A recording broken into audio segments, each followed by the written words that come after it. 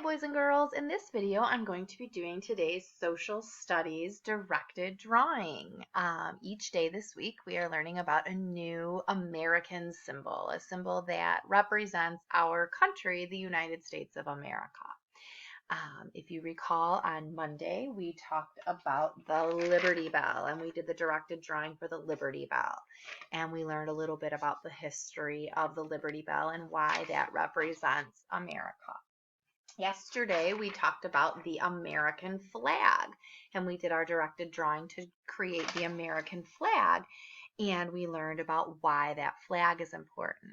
So today's symbol, you might, if you already read the spoilers, you might know what it is, but if you're not sure yet what it is, I'll give you some hints. Today's drawing, I'm looking for my marker here. Okay.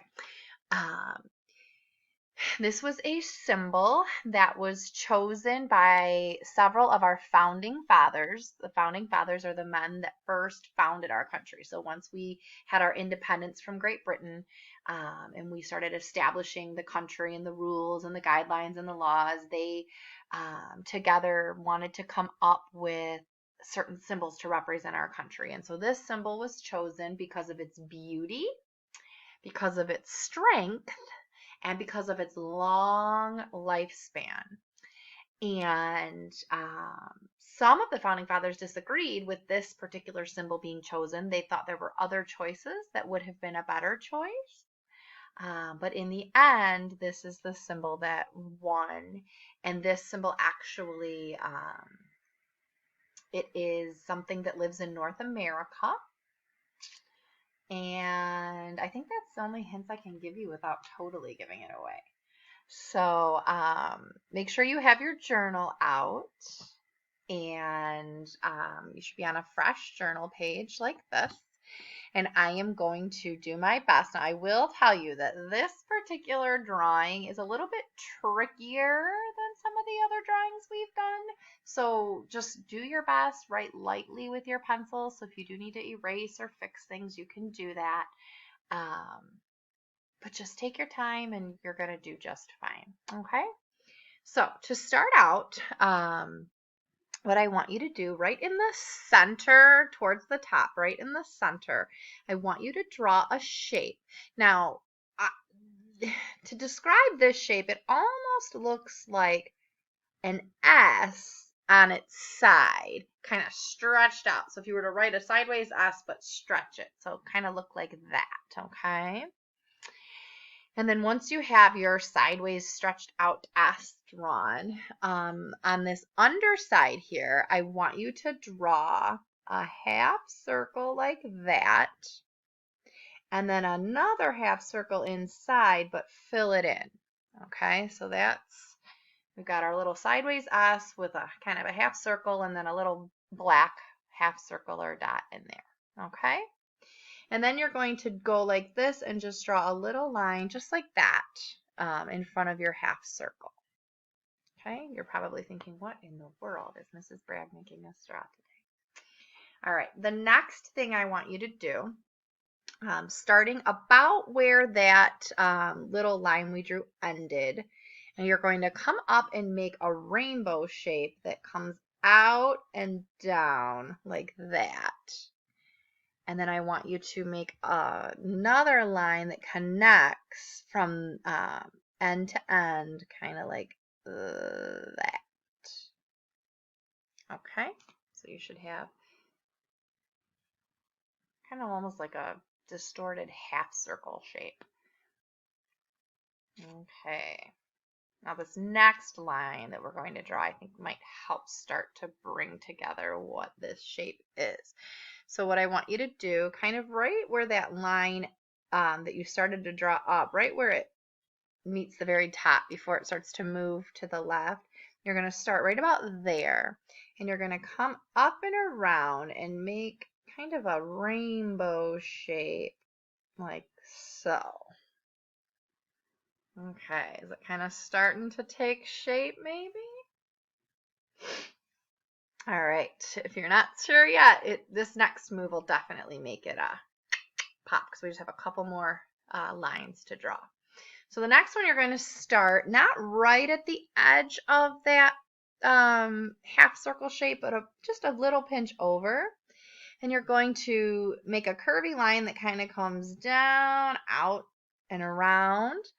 And then you're going to kind of go up and down, and there's no real right or wrong way to do this part.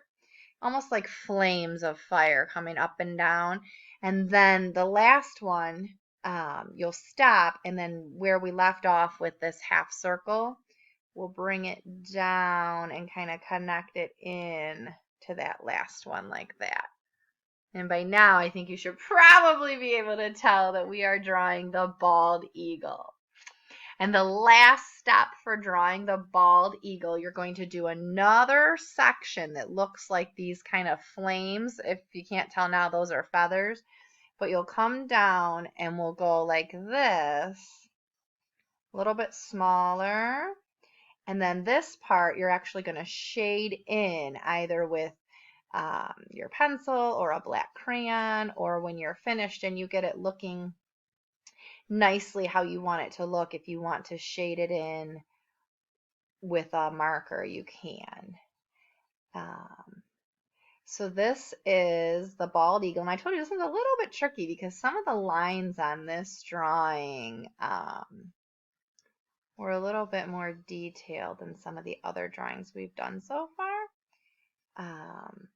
But anyway, once you get this bottom part done and shaded in, that bald eagle will really start to take its shape.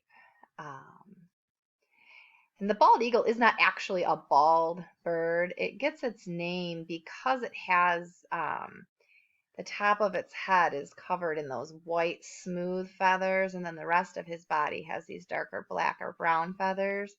And so when it's flying through the sky, because of those smooth white feathers, it almost looks like it's bald, but he's actually not bald. He really does have feathers up on his head. They're just very white feathers. Okay, so there's my bald eagle.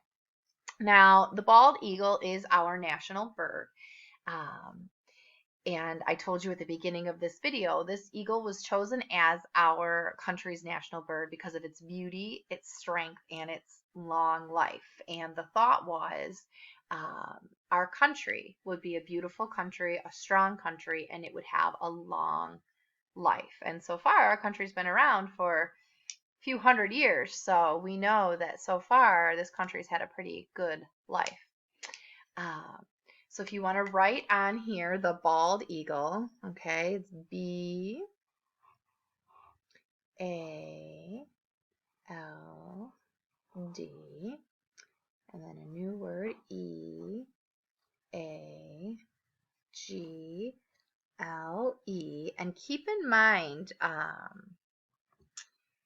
they're uppercase because it's the name of the particular bird, okay? So all their letters should be lowercase except for those first two. Now, I've sent another video link today for you to watch. It's another read aloud book about the bald eagle. And in it, the woman is going to give you a lot of facts, not only just about the bald eagle itself, but about the history of how the bald eagle came to be known as our national bird.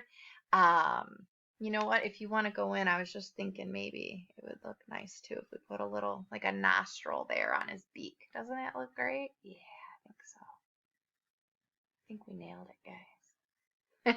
Anyway, watch the video, write down a few facts on the lines underneath your bald eagle, and then upload the picture of your bald eagle to Class Dojo for me. Okay? Great job today, boys and girls. Bye.